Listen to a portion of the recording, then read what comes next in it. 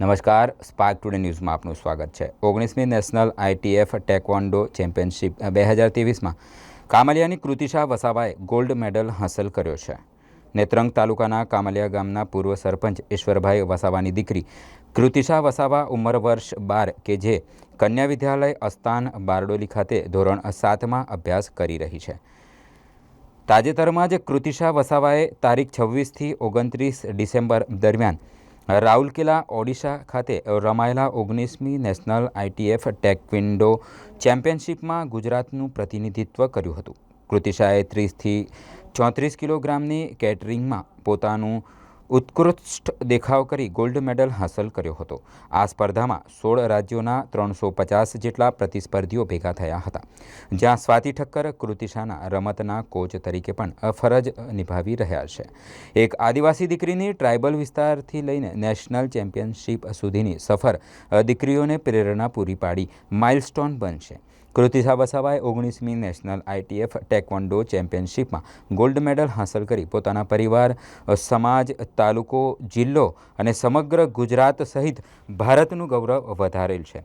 ITF international taekwondo federation જે એક traditional martial art છે, 212 જેટલા દેશોમાં આ માર્શલ આર્ટ પ્રસિદ્ધ છે।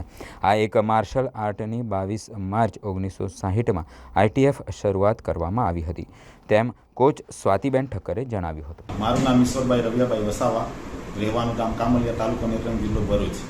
મારી દીકરી 12 વર્ષની છે, જે કન્યા વિદ્યાલય અસ્તાન બારડોલી ખાતે 7મા ધોરણમાં અભ્યાસ કરે છે, જે તારીખ 27/12/2023ના રોજ ઓડિશા રાજ્યના રાઉરકેલા મુકામે યોજાયેલ ટેકવોન્ડો નેશનલ ચેમ્પિયનશિપ કરાતીમાં ભાગ લીધો હતો અને આ ગેમમાં એણે ગોલ્ડ મેડલ જીતી અમારા સમાજનું ગૌરવ વધારેલ છે અને સમાજ વતી આખા અમારે નેત્રંગ ગામ કામલિયા, નેત્રંગ તાલુકો અને ભરૂચ જિલ્લાનું ગૌરવ વધારેલ છે।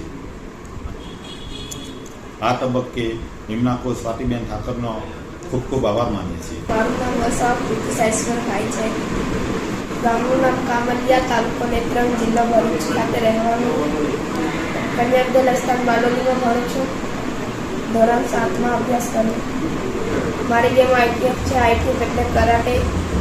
હું ઓડિશા નેશનલ ગેમ રમવા ગઈ હતી રાઉરકેલા સ્કૂલમાં, તો મેં આઈટીએફમાં ભાગ લીધો હતો, તેમાં મારો ગોલ્ડ મેડલ આવ્યો નેશનલમાં 1લો નંબર, અને હું મારા કોચનો આભાર માનું છું, સ્વાતિબેન।